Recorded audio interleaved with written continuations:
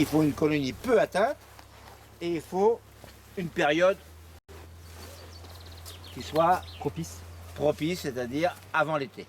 Dès qu'on arrive au 15 juillet, ça commence à devenir trop tard.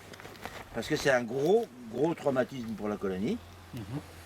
On la remet à l'état d'essaim sur de la cire gaufrée. Donc il y a tout à refaire. C'est comme si on déménageait et qu'on rentrait une maison vide, quoi. Et qu'on vous permet pas d'amener vos meubles. Donc il y a tout est à refaire. Alors, une reine qui est un peu fatiguée, elle tient pas le choc. Donc c'est pas la peine d'essayer. Si tu fais ça au mois d'août, elle n'a pas le temps de se refaire avant l'hiver, c'est pas la peine d'essayer. Il faut donc un certain nombre de conditions pour pouvoir faire ça. Ce transvasement sanitaire-là, il est donc adapté à la loque américaine, là. Donc c'est le transvasement le plus sévère. Mais on peut faire des transvasements sur des loques européennes, sur des mycoses, sur même des ruches des vieux cadres. C'est toujours bon de faire des transvasements, mais moins drastiques que celui-ci, mais sur un certain nombre de cas de figure de l'apiculture. Voilà. Est-ce que vous pouvez nous décrire un peu la manœuvre que vous allez faire? Alors, en ce qui concerne la manœuvre, le but est donc de réduire à l'état d'essaim cette colonie. Donc la souche, là, la caisse qui est là, on va la placer à 1,50 m, 2 m devant la ruche. Ici, à sa place, on va mettre une ruche avec des cadres de cire gaufrée, uniquement gaufrée. Donc elles auront tout à refaire. Le couvain, le pollen, le miel, tout est à recommencer. Entre les deux, on va placer un drap sur lequel on va secouer tous les cadres de cette ruche. Quand la masse d'abeilles va être suffisante, un comportement de groupe va se créer et elles vont commencer à grimper sur ce drap et rentrer dans la ruche qu'on va leur mettre à la place. Hein? Et on va probablement, peut-être, si elle est marquée, si elle n'est pas marquée, on ne la verra pas, ou difficilement, voir la reine passer. C'est un critère de réussite. C'est sûr que si la reine est coincée dans un coin, après, c'est pas terrible, quoi. Et voilà l'opération. Donc c'est une opération théoriquement hyper simple. Pratiquement, elle n'est pas compliquée, mais elle est rigoureuse. C'est-à-dire qu'il faut pratiquer avec rigueur. Nos vêtements, après l'opération, vont être nettoyés à la machine à laver. Le drap va être ou brûlé ou nettoyé. Les cadres qui seront issus du secouage de la mise en essaim vont être brûlés. Bon, il ne restera rien et la caisse là va être désinfectée complètement à la flamme, grattée d'abord et désinfectée à la flamme. Voilà, donc normalement, comme elle est relativement peu atteinte, hein, probablement il y avait un foyer de loques dans les environs qui a contaminé le rucher. Pas les jeunes qui sont là-bas, parce que c'est des jeunes, mais les anciennes qui étaient là. Okay. Voilà. Celle-ci n'a pas été repérée pour la destruction parce qu'elle était si peu atteinte qu'on ne l'a pas vue tout de suite.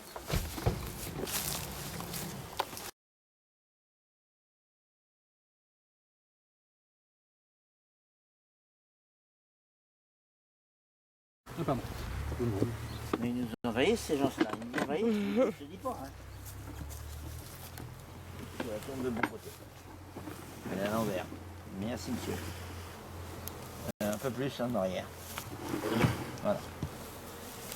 Bon, alors maintenant, il faut permettre aux abeilles de rentrer comme il faut. Donc le drap est placé dessus. D'abord, elle marche mieux sur un drap que sur ça. Ensuite, c'est parce qu'on peut le laver après ou le brûler. Hein, vu la propolis qu'il y a dessus, il a déjà servi. Alors bon, là, on a un autre. Non, mais c'est bon. Ah, bon. On s'en fout, hein, on s'en fout. Il est propre. L'important, c'est de diminuer la charge de bacillus larvé, de panébacillus larvé, qui est donc l'expression de la loque. Et puis, enlever aussi tout ce qui est sport. Donc c'est pour ça qu'on va enlever tout ce qui est miel, tout ce qui est tout ça. Et ce qui est voilà, donc voilà, le décor de la manip est dressé. Là, ça me plaît pas beaucoup parce que. Ah oui, Il y a un pli. oui, bah tu mets le pli dans le trou là, voilà. Parce que sinon, elle se file en dessous. Hein. Donc voilà, faut se mettre à la place d'une abeille. Faut pas qu'il y ait de trou qui passe en dessous. Hein. Voilà. Alors, si vous voulez voir comment c'est là. Je la rehausse, c'est le. Non, non, la verte. tu rehausses quoi? Non, non, on s'en fout. On la fout tout On la petit. fout, bah oui. Voilà. Ici, c'est des cadres de cire. Bon, ouais, là, il en a mis 10, il y en a trop. Hein. D'accord. Donc, 8 suffirait, même 7. Bon, ça, c'est un petit bonnet, c'est pas grave. On peut mettre des partitions. Je réfléchis à quelque chose. On peut mettre des partitions. Allez, on en enlève 2. Et tu mets 2 partitions. Ça, c'est des partitions hyper isolantes. Voilà.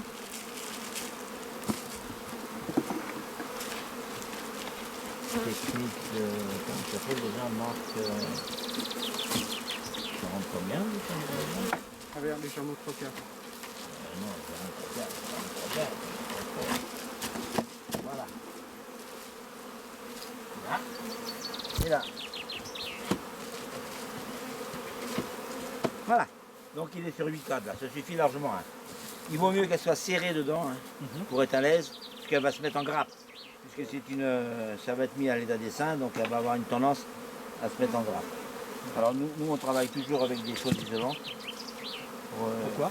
Pourquoi? Parce que ça ressemble plus à l'étal du gîte naturel de l'abeille, qui est un tronc avec 10 ou 15 cm d'épaisseur, qui est hyper isolant. Bah, tout n'est pas malheureusement pareil que dans la nature, mais bon, on essaie de se rapprocher.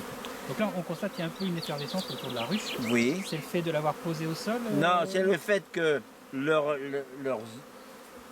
zone d'appel, leur zone, chez elles, le home, c'est là. Donc, celles qui reviennent du butinage ou d'ailleurs, elles viennent là, elles ne comprennent pas pourquoi, c'est pas la même odeur, c'est pas la même caisse, c'est pas la même. Voilà, que leur reine n'est pas là.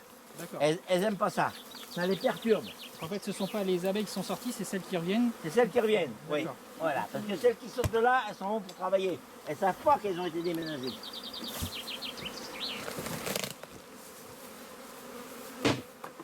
Tiens, l'escouade à moi là. Vous l'avez dans votre poche. Ah oui, très bien. C'est ça les vieux. C'est tout ce que ça fait.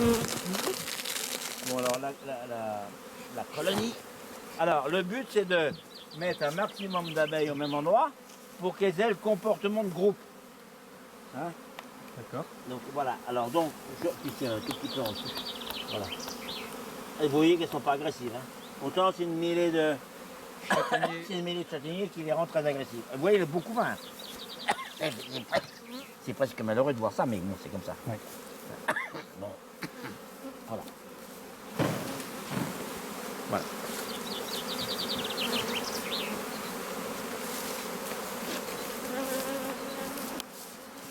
C'est même monstrueux. Hein. Elle est assez monstrueuse cette colonie. Alors l'handicap, c'est que vous avez eu le nectar qui tombe en même temps que quand je secoue les abeilles.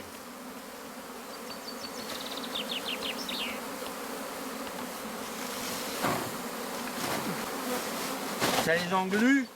Alors on a des sacs poubelles pour récupérer, tu peux brosser les dernières. Alors là, elles sont en train de se gourer de trucs parce que ça là est trop.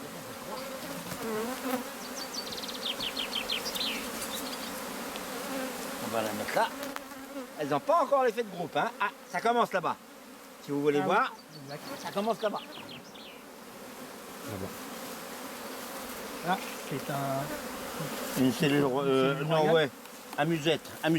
C'est-à-dire Une amusette, c'est-à-dire c'est une ébauche de cellule royale pour s'amuser. Voilà, elle commence à rentrer. S'amuser, ça veut dire, voilà, expérimenter.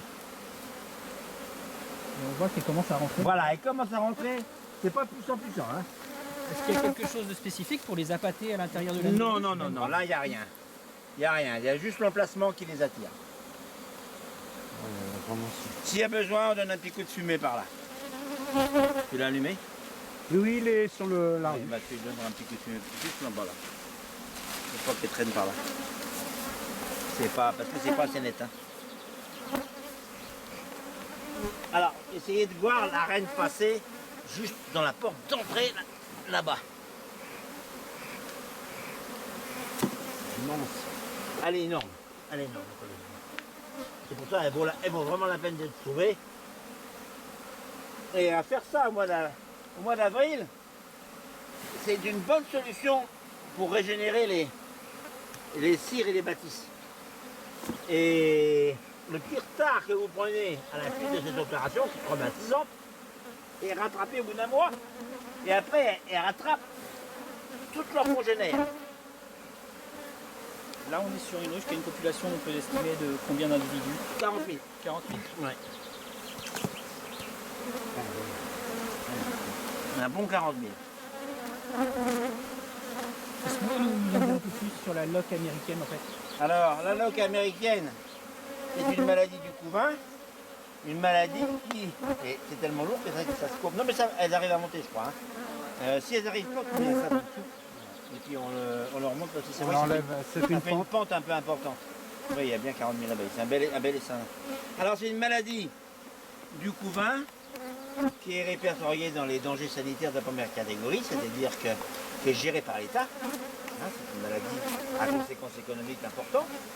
Donc, qui n'est pas transmissible à l'homme, donc les produits de la ruche sont consommables. Hein, ça ne gêne pas du tout ça. Le miel qu'on va récolter de la hausse, il est consommable pour l'homme. Par contre, il ne faut pas le mettre en circulation en nourrissement, parce que vous pouvez réinfecter les spores qui sont dedans des colonies futures. Alors, cette maladie se manifeste au moment de l'operculation, par une operculation incomplète. Donc il reste en général un petit trou. Ensuite, la larve se décompose à l'intérieur, fait un écaille. Est-ce que tu en as une là? Ouais, j'en avais une. Tu en avais une? On va pouvoir voir. Fait une écaille. C'est pas sûr, vas-y, essaye de taper dedans. Voilà, oui, c'est très discret. Hein. C'est très discret. Voilà un couvain loqueux qui semble loqueux, on ne sait pas encore. On va voir. On va faire le test de l'allumette. Alors, vous faites une allumette, si ça fait du chewing-gum, hop, c'est... Ah, là, il y a un petit filin. Bon, un petit filin, s'il ne monte pas plus d'un centimètre, c'est pas suffisant. Là, il y en a. T'en cherches une autre. Ah oui, d'accord. On voit le petit trou. Voilà, vous voyez le Là, petit trou. C'est ça qu'il faut voir à la caméra. Le petit trou qui est... Voilà, parce que cette colonie semble si belle que... On ne rentre pas bien dedans. Hein. Mais parce que la reine, elle doit pas être... Je m'en fous, mais on aurait dû mettre un bibout. Ouais, on est complètement... Là, celle-là, elle est... Voilà. Vous voyez, le filament, je l'ai au bout du doigt, là. Voilà, tu fais ça. Voilà. Ouais, c'est triste hein, de voir une belle colonie comme ça atteinte, probablement par des pollutions externes.